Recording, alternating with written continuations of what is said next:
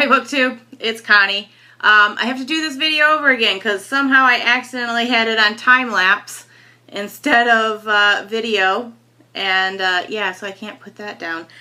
So anyways, I wanted to do a little bit of what I've read so far in 2017 and what's on my TBR for the next month.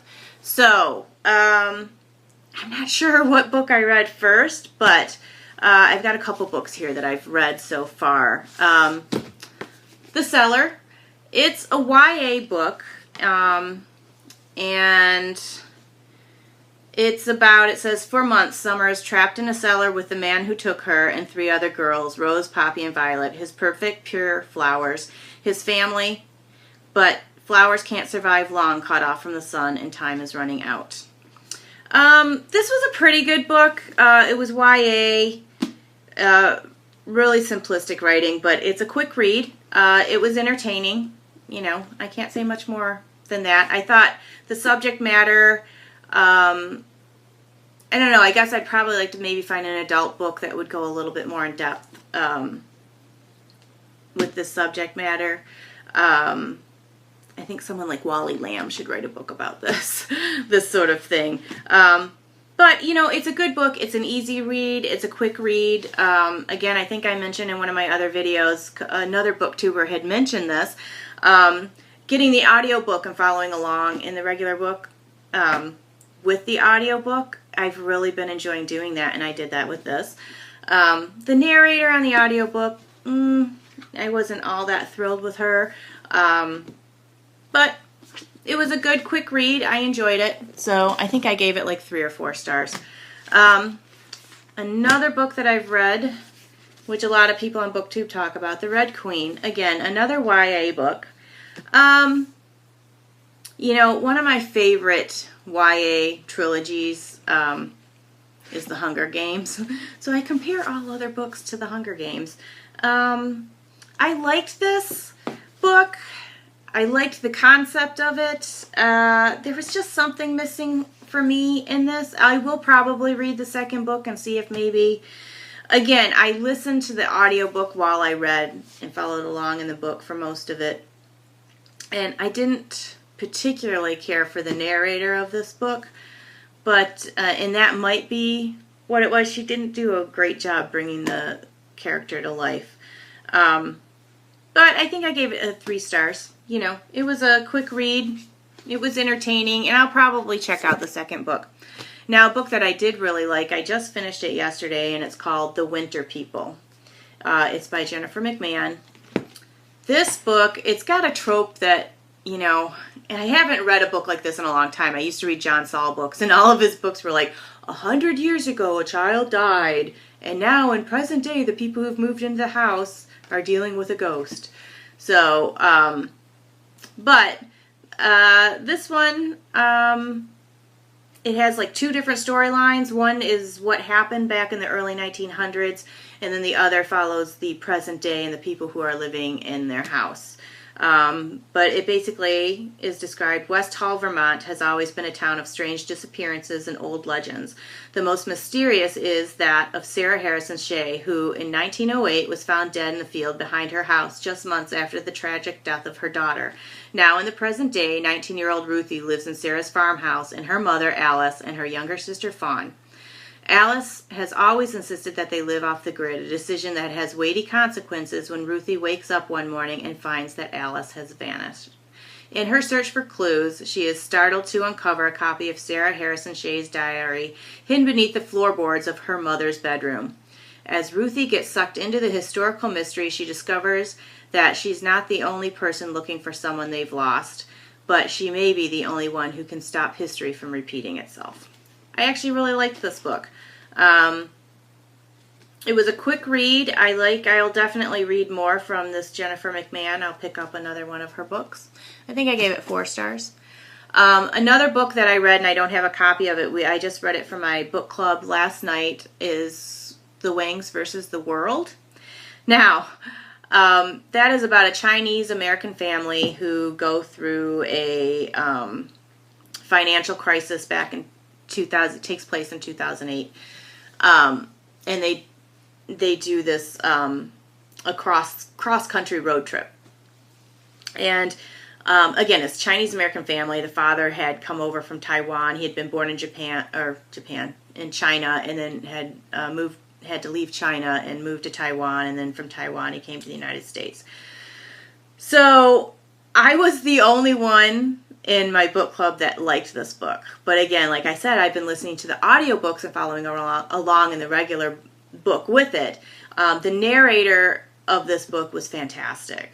She really brought the characters to life. There was a lot of witty dialogue, especially between the siblings. And, there's a lot of annoying things with the characters, but I think we all make bad decisions and stupid decisions, and so, but I think one of the biggest complaints, I saw it on Goodreads, and then I heard it last night, was that the author would put in like Chinese writing and then go into the English. And they'd never give you, in the book, they weren't giving you, and in the audiobook, they didn't give you like an explanation or a translation of what that said. So I didn't mind it, but like I said, I was listening to the audiobook. So you got the gist of it once she would say the Chinese, the phrase in Chinese or the sentence in Chinese. And I think it's very true to life, because I think that people who immigrate to this country, especially, they still hold on to that language, and then the children are raised speaking kind of both English and whether it's Spanish or Chinese or Japanese, and so they kind of have this mishmash of a language that they put together and communicate with. So I just thought it was very true to life. But people who were reading the book and didn't have the audiobook, I guess found it really annoying that there was no translation. So, and especially Chinese, because they don't even have our alphabet, so I guess I could see that. And then right now I'm currently reading for my book club next week a book called The Same Kind of Different as Me, which is a really kind of heady subject matter. It follows a homeless man who meets kind of a well-to-do couple who work with a homeless shelter, and how they change each other's lives. And I got the audiobook, and I actually finished the audiobook already. It was only 3 hours.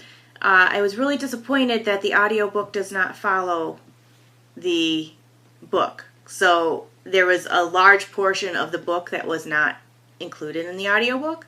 Now, I just saw that you can pre-order the audiobook. This book is being made into a movie, and I guess it's being released sometime this summer maybe, or in September. The audiobook won't be released. The new audiobook that has like the picture from the movie won't be released until September. So I'm thinking the movie's probably being released probably around that time. But that audiobook is 9 hours, so that probably follows the book. But my book club meets next week, so I won't be getting that.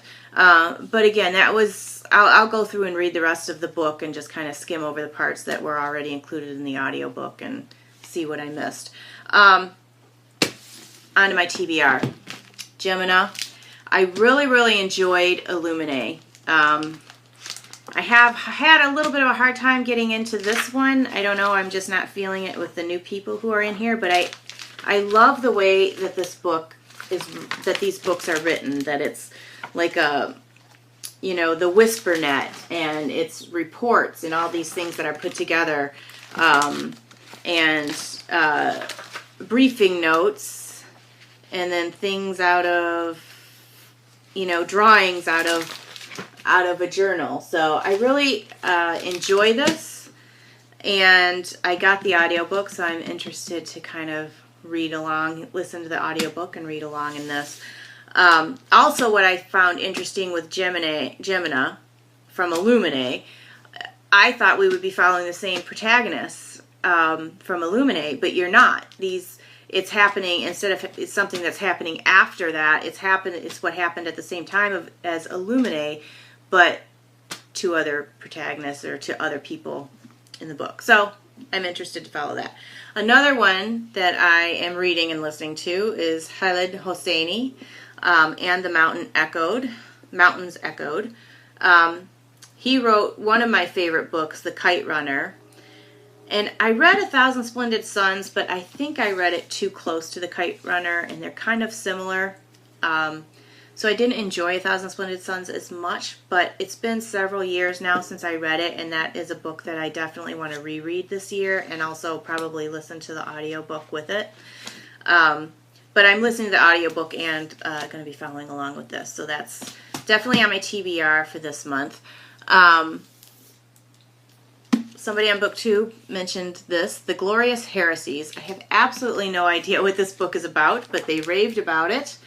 It's by Lisa McInerney, and it takes place in Ireland, so what more can you ask for? So it's supposed to be witty, and I don't know. Another one of my absolutely favorite authors, in a book that I'm about 50 pages in, I'm on page 55, Wally Lamb, and this is I'll Take You There, which is a follow-up to his book, Wishin' and Hopin', which Wishin' and Hopin' was actually a complete deviation from his other types of writing. He usually does a very heady subject matter. And Wishin' and Hopin' was actually a coming-of-age novel. The protagonist was a young boy growing up in the 50s and 60s, I think. And actually there are points in that book that were laugh-out-loud funny for me, and I don't laugh out loud at books very often. And I absolutely loved Wishin' and Hopin'. I think I want to read that again this year as well. This is the follow-up to that. Now the protagonist is an adult, and he has an adult daughter of his own. And so I'm looking forward to finishing that. And then next month, the book club that met last night, our next book is Here I Am by Jonathan Safran Foer. I have never read anything by him, but I have Incredibly Loud, and I don't know, Incredibly Close and Something Loud, I don't know.